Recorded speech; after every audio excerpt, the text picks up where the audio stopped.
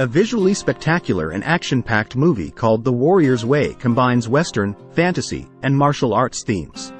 The 2010 film, which was visually pleasing throughout, features stunning cinematography and outstanding choreography. While critics had conflicting opinions of it, many complimented its distinctive mixture of several genres and eye-catching aesthetics. The visual presentation of The Warrior's Way is excellent, skillfully fusing elements of East Asian aesthetics with the rough, dusty vistas of the Wild West. Fans of both genres will delight in the masterfully orchestrated action sequences that feature outstanding swordplay and martial arts. Yang is a warrior and a member of Sad Flute's clan, the cruelest assassins in the East, in 19th century Asia. When he kills the former champion and head of the rival clan, he achieves his personal objective of becoming the finest swordsman in the entire world. Yang has slain all of the members of the other clan, except for a baby girl, after both clans made a vow to fight until every member of the other clan is dead. Yang does not have the heart to kill the baby girl, so he spares her life and takes her with him. Yang is forced to leave his country because of this deed, making him a sworn enemy of his own clan. Yang comes to the small town of Lode after traveling to the American West. There he looks for a fellow rogue warrior comrade named Smiley by the locals, but he learns that Smiley passed away 3 years earlier. Yang encounters a group of carnival-goers led by the dwarf 8-Ball, Tony Cox, Ron, Jeffrey Rush, a town alcoholic, and Lynn, Kate Bosworth, a vivacious young woman who was Smiley's buddy. Yang is given the moniker, Skinny, by Lynn, who also promises to teach him how to do laundry. Yang gives the newborn girl the name April and settles into town life, discovering pleasures he never had as a warrior. After Lin shows him a phonograph, Yang even develops an interest in opera. Yang learns that Lin was taught by Smiley how to use a sword. Lin asks Yang to teach her more, but Yang is hesitant to do so. When Yang's previous teacher Saddest Flute and his warrior army leave the East for America, they kill the whole crew by boarding the same ship. Yang asks 8-Ball about what transpired after observing Lin lay flowers on a tomb. He reveals that the town was under attack when Lin was a small girl by a dishonest colonel. He chose Lin as his victim because he preferred to rape women with good teeth, but she managed to escape by hurling a pan of boiling grease in his face. The colonel shoots her in the back as she tries to escape, killing her father, mother, and young brother in the process. Lin was still breathing when the villagers found her near her family's dead bodies. Lin has vowed to exact revenge on the colonel ever since then. After Yang instructs her in the art of throwing knives, Lin presents her with a pendant. Lin observes that Yang's single-edged Korean sword is soldered to its scabbard.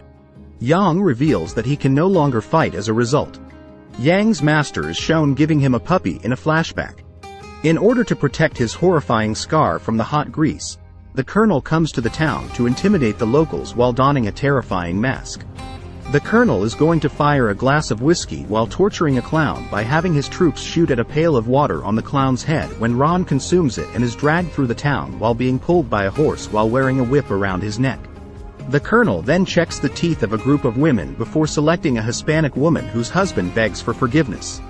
The colonel hands the woman off to her husband so that he can simultaneously shoot both with one round. For Lin's safety, 8-Ball and the other carnival participants tie her up in a cellar, but Lin manages to free herself using a knife tucked away in her boot. The Hispanic woman's daughters are ordered to be cleaned by the colonel so they can be raped, but Lin offers herself instead while posing as a prostitute. Before the colonel admits he remembers who she is, she initially dupes him. Then, his men barge in and pull Lin onto the bed.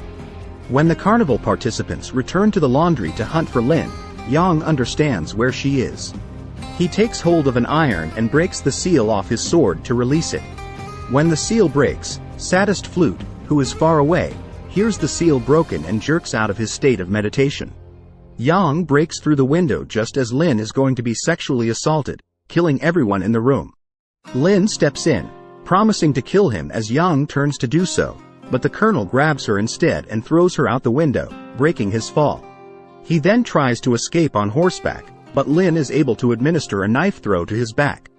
The townspeople are frightened that the colonel would come back to kill them. Before the Sad Flutes come for him, Yang is about to depart town, but the locals beg him to stay and lend a hand. The townspeople are concerned that they lack the means to protect themselves, but 8-Ball has unearthed Ron's hidden cache of weapons and explosives. Ron demonstrates his skill with a gun by knocking a bowling pin down from a great distance while enjoying his favorite beverage. Ron responds that he was once an outlaw who used his exceptional skill to rob banks and railroads when Yang questions him about why he stopped shooting.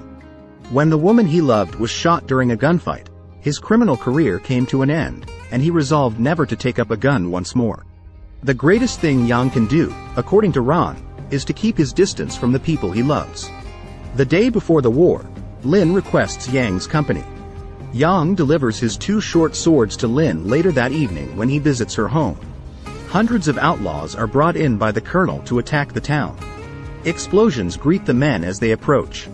Ron is shooting dynamite sticks that are buried in the garden from the top of the Ferris wheel as visitors arrive. Yang dispatches many of the men quickly and covertly amid the subsequent dust and confusion. A number of the colonel's men are killed when the outlaws are lured to the Ferris wheel, where Yang and the carnival goers ambush them while Ron escapes on a cable. The Ferris wheel is also blown to bits. The carnival participants are pursued by the survivors to the town center, where the sad flutes appear out of nowhere. Yang instructs Lin to flee as she turns to see her clutching April. As the outlaws and warriors fight, Yang pursues Lin to the laundromat, killing numerous warriors along the way. Lin gives April to 8-Ball so that she can assist Yang. They kill a few warriors, then go to the dying 8-Ball, who claims he couldn't have protected April, as they hear gunfire. The colonel is then seen bringing April into a building. A machine gun is used to fight off the sad flute's pursuit. Yang, who is pursuing the colonel, viciously slashes through the outlaws but is unable to stop him. When the colonel is holding a gun to April's head when he enters the room, Yang leaps up to cut the gun's barrel and the bullet as it is being fired. Yang catches April and moves aside so Lin can battle the colonel.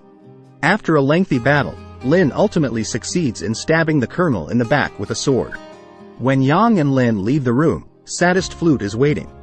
He informs Yang that April is the enemy and must be killed. At dusk, Yang and Sadist Flute engage in a fatal duel in the desert. Flashbacks during the fight depict how Sadist Flute trained Yang and made him kill the puppy he was given, telling him his worst foe would be his own heart. Yang defeats Sadist Flute in the present by slitting his throat. Lin informs Yang that she won't be traveling with him and that she knows this. He makes the infant giggle once more and then turns to Lin and offers her a sympathetic look before turning and walking away. According to Ron, Yang never stopped moving, placing as much distance as he could between himself and the people he loved. The movie ends with Yang departing Lode with Lin and baby April, accepting his new role as a protector and keeper of the peace. The people of the town bid him farewell, and Yang then sets out on a voyage in search of a more optimistic and tranquil future, free from the repercussions of his troubled past. The focus then turns to a man wearing a parka and a hood. Knives from the other man's hands slip out as he collapses as the cloaked man murders him with agility. The hooded guy, later identified as Yang, gets up and makes his way to his shack, where he steals April's pacifier, Lin's pendant, his sword, and April's pendant before setting the shack on fire. As the picture fades, Yang emerges into the snow as a number of clan warriors emerge from the snow. A visually spectacular and action-packed film, The Warrior's Way, combines East Asian martial arts with a Wild West backdrop. For fans of both genres, the movie nonetheless offers a unique and exciting cinematic experience despite its narrative depth problems. Overall, The Warrior's Way is a visually arresting movie that is successful in fusing many genres in a distinctive and fashionable way. Action and fantasy fans will like seeing it even though it may not be a perfect masterpiece, especially if they value imaginative visual narrative. Ladies and gentlemen, thank you so much for viewing our movie. We really do hope you liked it. If you did, kindly consider joining our channel. Subscribe to our channel at no cost. With your help, we can expand our audience and deliver even better material to you. It also shows how much you value the work we do, and that means a lot to us.